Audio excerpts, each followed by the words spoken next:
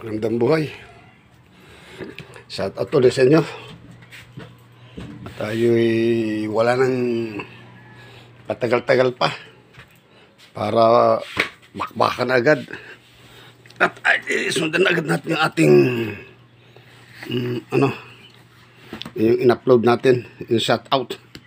Ngayon, ang ating mga i-upload ngayon ay papaspasan ko na. No. Ito yung yung mga sa mga anting-anting para alam nyo kung halimbawa may mga matya kayo tulad dito. Yan na, liliwanagin natin ha. Yan o. Ang kahoy na sinag-araw. Yan na. Ang kahoy na sinag-araw, ayan o. Ang kahoy na ito ay mula sa kabundukan na may mga rayos. Kung sisipatin, yung parang yung rayos ba siya? Parang yung, alam mo yung tricycle? Gulong ng tricycle? Yung parang ganun. Ayan yan, no? Ang kahoy na ito ay mainam sa negosyo, kabuhayan, pagpapaalwan ng buhay. May mga sinuunang nakasubok nito sa bisa ukol sa kaligtasan mula sa kapahamakan. Ayan, ha? Tandaan nyo yan. Ayan po. Yan. No.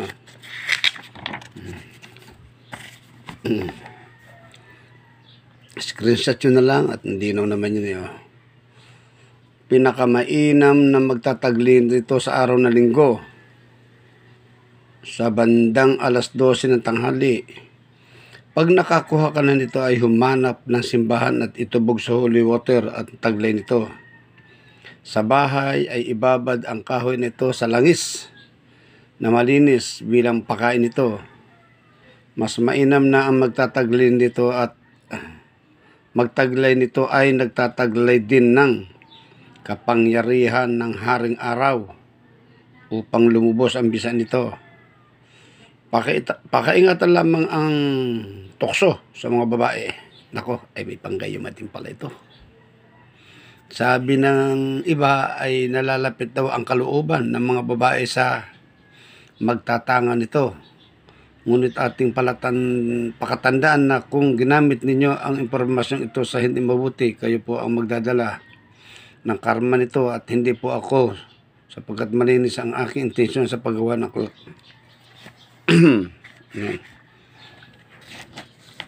Sa paggawa ng aklat na ito, at wala po akong balak na magturo ng anumang karunungan na maaaring makapinsala sa aking mga kapwa-tao.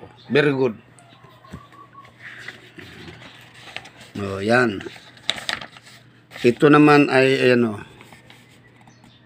ang tungkol sa dignum bakal. O, sino yung may bakal, bato dyan, naging bakal? Bakal, ha? Bato yan, ha? Pero naging bakal. O, yan, o. Ito, ang mga yan.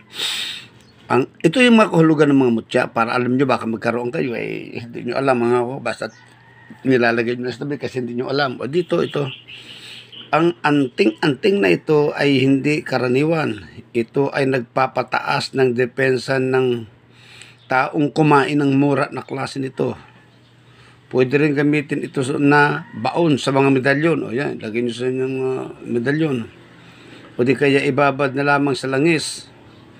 May kakayahan din ang anting-anting na ito na nanggagaling sa puso ng isang tao laban sa, narinig nyo na, anting-anting ha? Laban sa mga damdaming nakakaakit sa mga dalamhati at kapaghatian. Kabal sa damdamin, mayroon din nakasubok na lumalakas din ang kanilang resistensya matapos makakain ng malambot na klase ng dignum bakal. Lasang bakal na iron ang digno ito, kung kaya ito ay tinawag na dignum bakal. Tumitigas ito ng kasing tigas ng bakal sa matigas na forma nito. Magandang magtaglay nito sa araw ng Martes sa oras na alas 5 ng hapon. Di alam niyo na yan, dalawa na. Ito naman ang mutya ng kabal. Ang mutya ng kabal, nakalagay ito ang mutya ng kabal, pero ito po ay bato omo. Marami na ako nabigyan dito. O ngayon, kung kayo may mga batuon mo, o ito po ang kahulugan ng batuon mo. Ano, ang batuon mo, ito ay parang huli na puti, na ubod tigas na hindi masisira ng martilyo, maso at maging pison. Ito ay matatagpuan sa lugar na hindi natin nasahan minsan. May nakuhang ganito noon sa may lumang simbahan sa may Mindoro. Ang simbahang ito ay ayon sa lamat ay lumitaw lamang ng biglaan at walang nakakitang sino mang gumawa nito. Uy, kita nyo? Simbahan daw na biglang lumitaw, wala namang gumawa. No, mga pare, Jesuita ang nangasiwa noon sa simbahang ito. Kailangang may kakayahan ang taong nagtatangan ng batuon mo sa kabal ng abilidad na ipasok ang sariling diwa sa batong naturan upang tumalab sa kanya ang kapangyarihan ng batuon mong ito. Ito ay sadyang ginawa ng kalikasan sapagkat ang pagiging mutya nito ng kabal ay halos perpekto na pati pagpapalabas ng bisa nito ay naharangan ng sarili nito. At ito ay sinadya ng kalikasan upang hindi lahat ng nang-aasam ng kapangyarihan ng kabal nagtataglito, lalo na hindi karapat-dapat limitado lamang ang bilang ng batong ito. Kung hindi ako magkakamali ay sinauna din.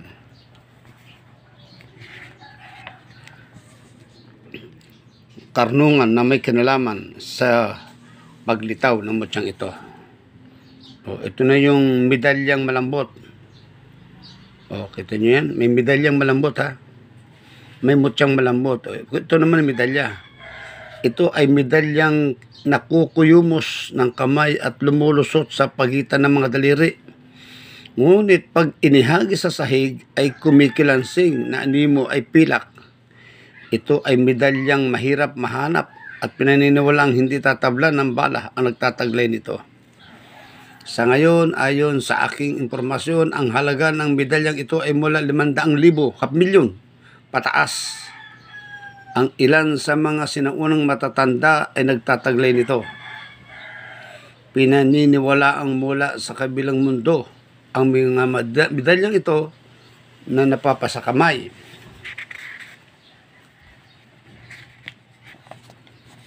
Ng ilan, kung mapili ng mga espiritu bilang karapat dapat magtangan. Ayan. O ito yung mutya ng ulikbangon. Alam niyo yung ulikbangon? Wala tayong picture eh. Ayan. Isa sa mga anting-anting na mahirap matamo, ito ay mutya na pininiwala na kung sino ang nagtatangan ay hindi basta-basta mamamatay. At kung mamatay man ay babalik din upang mabuhay uli. Yun na. Tapos, ito na yon. Tungkol sa niyog na walang mata o isa ang mata. O ito, dito tayo sa niyog. Punta kayo dito. Bigyan ko kayo ng mga niyog. Ang niyog na walang mata ay sinasabing mabisang proteksyon sa kapanganiban, sa mga masasamang tangka at mga delikadong pangyayari. Ang niyog na isa ang mata ay sinasabing mapalad at nagkakaloob ng swerte at magandang kapalaran sa buhay. Ang isang mata na niyog ay maaari rin na paligtas sa kaligtasan at tagabulag kung ilalagay ang mata nito sa tapat ng pusod. Ayun. Kung magtataglay ka ng alinman sa mga nabanggit sa forma ng pagkwintas ay ito ay pamamaraan ng pagbuhay. Ito daw yung pagbuhay. Magdasal ng isang ama namin at isang sumasampalataya. Isama nyo ng 3 misteryo. Ibulong ang mga sumusunod na salita ng 9 na beses, 3 beses lang. Mamaam, damaam, iyamaam, galgap nanigal, asaaks, saaksa, zaas, saksak, adna, silim, gaiga pananigal, asaak, saaksa, zaas, zaaks, saksak, adna, silim, gaiga, pananigan. maigmak, maigsak, masak, masud, kainig, ao, e, ui, e, i, u, uwa, a, e, u, i, eya, a, e, u, iya, liak, leek, liok, hai, uha, ha, aho, ha. Ang nasabing kwintas, magkabuhi at magkabisa, mas mainam kung magtataglay ka ng orasyon sa loob ng kwintas na ginawa mo na sa ganitong bao ng nyug. Ang maaaring ilagay na orasyon sa loob ng ganitong bao, anting-anting ay ang mga sumusunod. Ayan, isa. Sator, Arepoten, at Opera Rotas. Ito pa isa. Yeserai, Adonai, Dorana, Uradan, Nadaro, Anarod, Yanoda, Mepenai, Hapaton, Mesigip, Odilabi, Umprobak, Motrigo, Anoinel, Odidili, Mesitis. Ayan. Upang mas lalong magkaroon ng bisa ang iyong anting-anting or bao ay ito ay iyong dasin 3 meses dasalin. Iihip sa iyong anting-anting tuwing Martes, Biyernes. Haik Dona, Haik Munera, Haik Santa Sacrificia, Ilibata, Alsaces, La Torres, Kainig, Ao, E, Ui, Adna, Silim, Gaibaga, Pananigan, Maigmak, Maigsak, Masak, Masod, Uha, Ahaha, Huha, Abaha, Kaak, Huwa, Ahuhai. Saka magdasal ng isang Ama Namin at isang sumasampalataya. Kung ang taglay mo ay niyog na walang mata, ito ang orasyong sa banggitin kung sa kabiglanan upang maligtas sa panganib. Lamarok milam, egusum, salbame. Puh! Yan. Kung ang taglay mo ay niyog na isang mata, ito ang iyong banggitin kung nasa panganib. Corpus Christi, Orbi, Rex verbum salvame. At ito naman ang orasyon sa swerte at kaligtasan para sa nagtatagan ng niyog na isang mata. Ligalimlim, miinim, migunim, nonoi, sakluluhan at pagpalaing sa lahat ng sandali. Ang material na pakain sa itong taglay ay langis ng niyog. Ang pagpinasa mo ito na langis ng niyog ay gawin sa gabi habang binabanggit ang orasyong ito na ulit-ulit. Aba, aba, dabi, abom, abam, akbers, mexquim, melzim, mirmirim. Kung matutupad mo ang nakasulat, ang tanging susunod mong gagawin ay ikwintas na lamang ang iyong tanga na bao ng niyog. Aandar na ito ng kusa para sa iyo pag natupad mo ang mga nakasulat dito. Ito ang pinakamaikli at epektibong paraan sa pagpapabisa o pagbuhay sa nyog na walang mata, isa ang mata. Ayan, ito po ang pagbuhay. Ayan, ito naman. Ang kahalagahan ng bulalakaw. Ito sa bulalakaw. Bato ng bulalakaw. Ang bulalakaw ay isang asteroid o meteorites na matatagpuan sa kalawakan ng ating universo. Pinaniniwalang ang tao makakuha ng bulalakaw ay nag-iingat ito ay hindi basta natabla ng anumang matatalas na bagay. Kung ito'y gagawing kintas o habak, ang bulalakaw ay pinaniniwala ang siguradong bato na binabantayan ng mga espiritu. Tagapagbantay ng ating kalawakan. Isang patutuo nito ay may binigyan ako doon sa isang hepe ng pulisya na hindi ko na mabanggitin pang kanyang pangalan. Ang bulalakaw na yun ay ginawa kong kwintas at pinagkaloob ko sa taong yun. Dumating ang panahon na siya sinaksak ng kanyang bayaw, kapatid ng kanyang misis sa likuran, gamit ang matalas at mahabang punyal, kutsilyo. Dahil sa inggit nito, laking gulat ng mga tao doon sapagkat nakita nila sa kanilang mga mata na inundayan ng saksak sa likuran ang mamang pulis, ngunit hindi man lang ito nasugatan. Pinagtulungang awatin ng mga tao doon ang taong nanaksak at ang iba hindi nakapagtimpi at nasaktan nila ang taong iyon.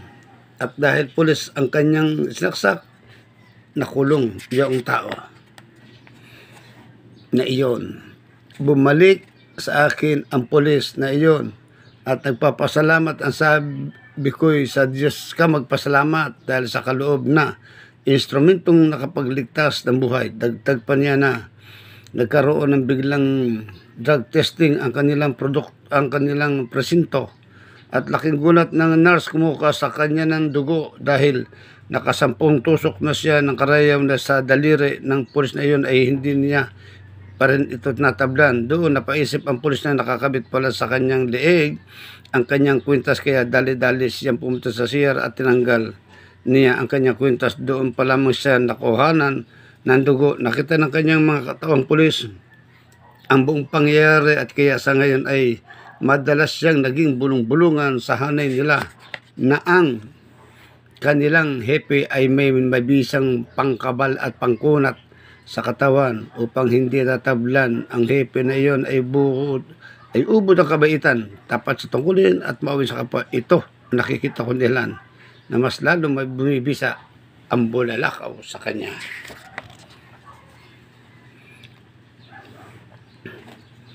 Mutya, ayan o. Tatapat mo natin o. Mutya ng nyug. Buwa ba? Ng nyug o, na naging bato. Yung buwa, yung laman. Misal bawa, mayroong tayong nyug. Tapos yung may laman sa loob. Yung parang bolang puti. Yun. Tapos naging bato. Ito na yun. Mainam sa negosyo, kaligtasan sa kapahamakan, kapanganibang, kabal, kunat sa katawan. Balutin ng pulang tela at kung gagamitin sa pagpaproteksyon, kaligtasan at depensa. Balutin naman ng puting tela kung gagamitin sa mabubuting hilinga at panghalina sa negosyo at pangakit ng mga customer. Ay, parang may andin to. Ito naman yung mutya ng mangga. Yung buto ng mangga na naging bato. Buto ng mangga na naging bato. Sinasabing isa sa pinakamagaling na amulet na ginagamit sa pagpapalago ng negosyo. Ayon sa mga nakatanda, ang mga taong may taglay nito ay likas na kakayahang maghikayat gamit lamang ang matatamis na mga salita sa larangan ng pakipag-usap, lalo na sa usaping pangkalakalan. Ito pa isa. Batong lagpasan. Bato na may sunturon na umiikot gaya ng planetang Saturn. Ang bertudis nito ay kayang lagpasan ang mga suliranin sa buhay. Kayang lagpasan ang sinumang masamang loob at masasamang nilang na hindi niya siya namamalayan. Kayang lagpasan ang mapanganib na daan, gubat, karagatan, himpapawid, taguliwas, iwas sita sa mga lansangan at tagabulag. Maganda pala ito.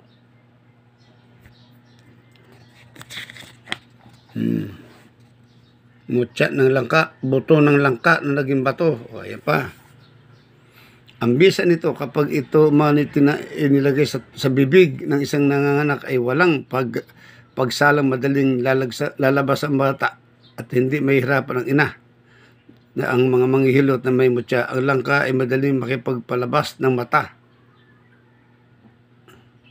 Sa tuwing may sinakluluhan ang itong nanganganak, mainam din ito sa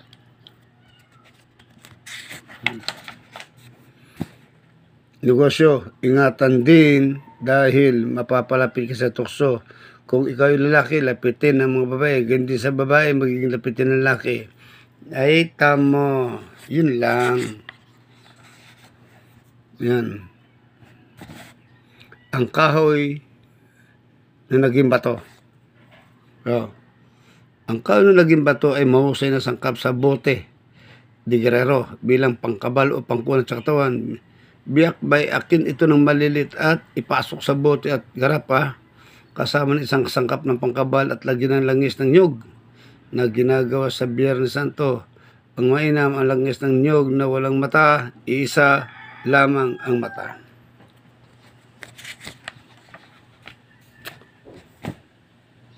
Mutya ng tubig. Ayan. Si Pugoy. May mutya dito. Ang mutya ng tubig, ito. Para alam nyo kung ano yung mga pamilin yan. Kasi hawak tayo ng mutya. Wala naman tayong ano bang mutya? Ano ba? May akong mutya. Ano to? Paano paggawa? Ang gagawin ito? Mag-alat siya ba? Ito, libro na nagsasabi. Ang mutya ng tubig, kapag iyong inilagay sa bote na nakababad sa tubig ay dumarami ng hindi namamalayan. Ang mutya ng tubig ay may likas na kakayahang lumulusaw ng matitigas na damdamin ng isang tao. Tumutunaw ng kakayahang kaliwa. Uy. mula sa masama. Nagpapalambot ng puso sa mga taong pinakikiusapan at hindi ito nakakatanggi sa anumang iyong nanaisin maliban na lamang kung kasamaan ang iyong pakikiusap at intensyon. Minsan nasangkap ng mga bertudes mula sa kalikasan bilang panghalina sa negosyo. Ang mutya ng tubig na ito ay nakuha sa gitna ng bato na ito ay personal kung pag-aari 5 piraso lang ito kung inilagay ko sila sa garapa, ngunit ako ay nagulat dahil habang tumatagal sila sa loob ng garapan na nakakababad tubig ay kusa namang silang dumadami. Pangil ng kidlat. O yan, may mga pangil ng kidlat naman. Ang pangil ng kidlat ay isa sa elemento ng apoy. Pininiwalaan ito na kapag nag-iingat ka nito ay hindi ka nagagapi ng apoy. Nagdadagdag ng lakas, liksi, bagsik ng katawang pisikal at espiritual sa mga taong nagtatangan nito. Kontrolin ang galit sapagkat galit ay isa sa kusang nagpapaandar ng inire nito na isa iyong katawan na hindi mo mapipigilan at baka makapanapit ka ng tao ay wasak ang katawan nito. Kapag tim naman ang iyong suntok, maraming klase ang pangil. Pangipin at kidlat ay iba-iba din ang hugis nito, ngunit karamihan ay ganito ang kanilang mga hugis. Kapag may tinatamaan ng kidlat sa punong kahoy, puntahan ito agad, hanapin agad ang parting umusok. Sigurado na roon ngipin ito, isang bato na napakatigas at umaapoy sa kunin ito na may kabigat na pag-ingat at ibabad ka agad sa tubig. Balutin ito ng telang pula o itim na dalhin. Abangan. Ika'y humahabol. Ang mutya ng saging, ito. Sino may mutya ng saging dyan? Ang mutya ng saging ay mainam sa panggagamot. Ibabad lamang sa isang basong tubig na mainom. 3 hanggang 5 minuto sa ito ipainom sa may sakit. Pininiwalaan din na ang mga taong nagtatangan nito ay hindi basta-basta nagugutom, nauuhaw, mainam din na tagabulag ng mga kalabang kapag isinusubo ito sa bibig kung ika'y hinahabol.